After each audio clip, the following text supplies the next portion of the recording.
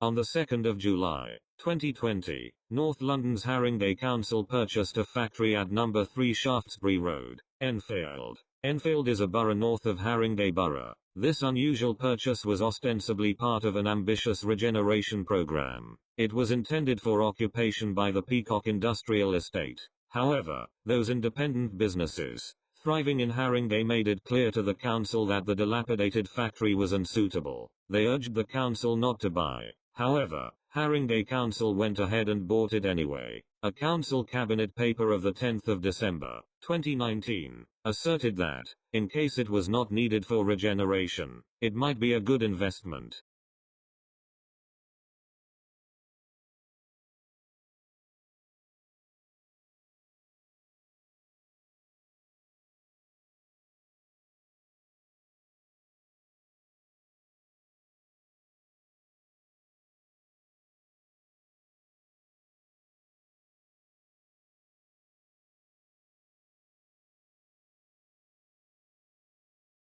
The 37,000 square foot factory was built in 1960 with an asbestos roof, and it was heavily customized for the previous owner. The council paid £6.1 million for the tired building. However, the council's factory was not used for any purpose benefiting Haringey residents in any way. On the contrary, it was a significant drain on public funds.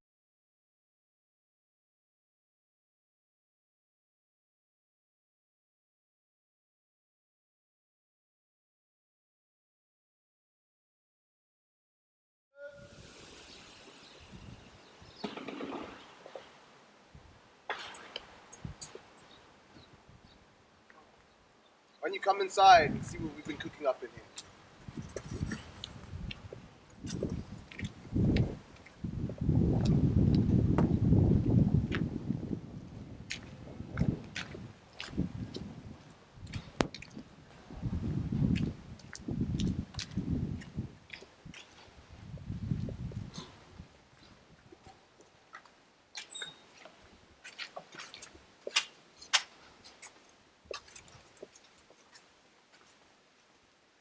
Welcome to Village 101 Studios. Here at Village 101 Studios, we unlock the keys to your possibilities here at the Creation Factory. Here we've housed the growing artistic community who are feeling this lack of support and space to be able to continue challenging themes and their medium. We've been having an artistic residency program. We've had a cross-pollination artistic program in which we've been giving free space to artists to develop their craft and challenge their medium in a time which is seeing their industry and their livelihood threatened.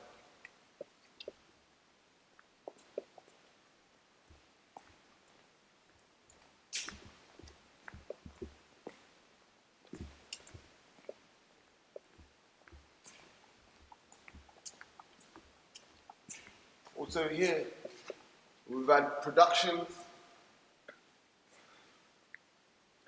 we've had editorials, we've had music video productions, we've had independent short films, we've had film screenings, we've had collaborations, we've had community engagement.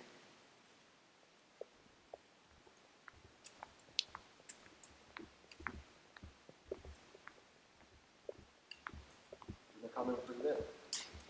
Yeah. Way over there. I'm going to open the shutter.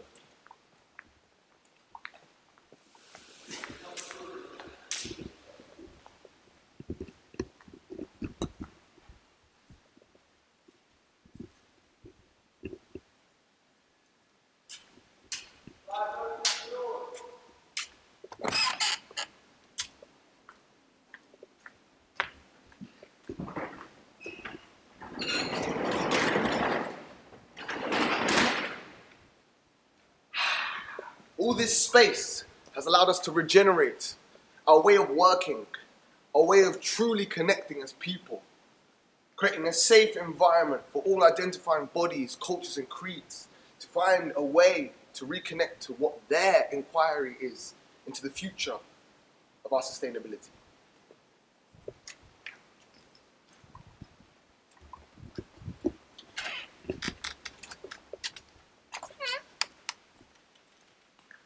We're empowering local talent, offering cross-cultural programs in which to reinvigorate a sense of community. We have capoeira on Tuesdays, African drumming on Thursdays, Pan-African studies. We have contemporary dance workshops. We have mindful meditation workshops. We have men's circles, and we have sacred sister circles, offering a plethora of support groups in which to push in the growing struggle against mental health as a contemporary anxiety, creating a safe environment for people to really recapture a sense of empowerment and a sense of purpose.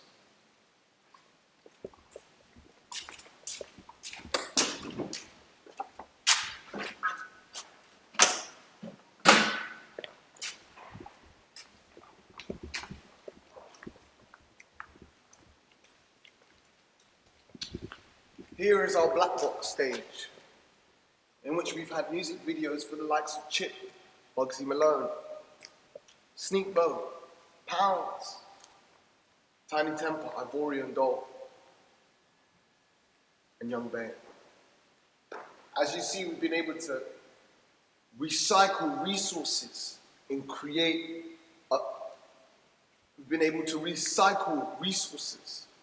create obscure environments that have allowed our artistic adaptability to create new solutions.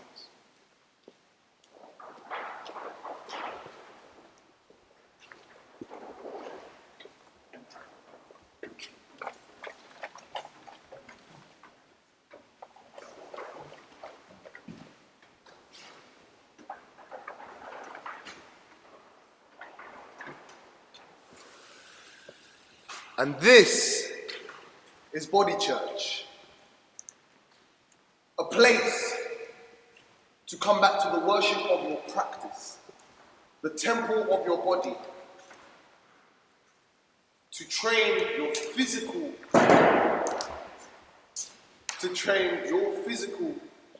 resilience, to train your practical, train your physical resilience, your mental resilience, and also your spiritual resilience. We're in tough times, and right now, more than ever, we need spaces like this to house the future generation of creative visionaries that can envision a future untold, unseen. From Village 101, we aim to empower new narratives that can begin to shape culture as we know it. Body Church has given residency to over 25 artists in the space of 5 months. We have developed productions, short films, we've had R&Ds, all self-funded and sustained by the community for the community.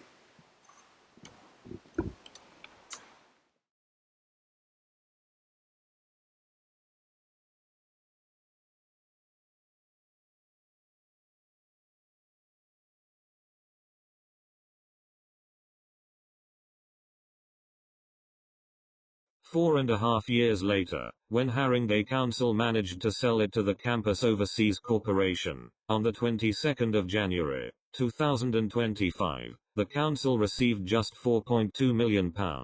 Similar commercial property over that period declined in value by between 5 to 10%, but Haringey lost more than 30%. This suggests that the council may have overpaid for their factory in the first place by at least 20%, despite it having been on the market for 13 months before the council bought it. The capital loss was £1.9 million. But this bald statistic ignores the effect of inflation and disregards either a loss of interest or payments of interest. It also disregards the possibility of doing anything worthwhile with the public money for Haringey residents. The total losses to public funds were well over £2 million.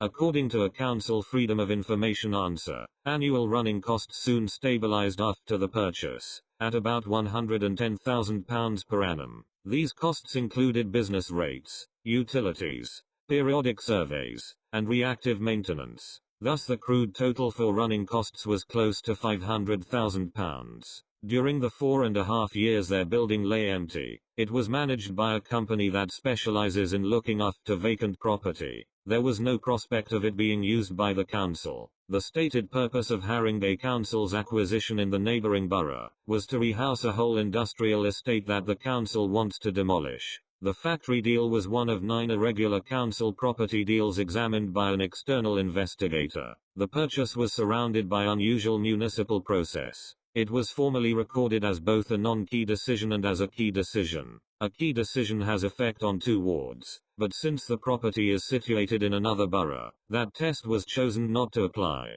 By describing it as a non-key decision, the deal was able to avoid a call into the scrutiny committee, and the supposed final decision to spend more than £6 million of public money was able to be delegated to a council employee in the regeneration department. This was done in consultation with the council leader and the cabinet member for regeneration. The long overdue sale was correctly recorded as a key decision. Next year Haringey Council will be London Borough of Culture 2027.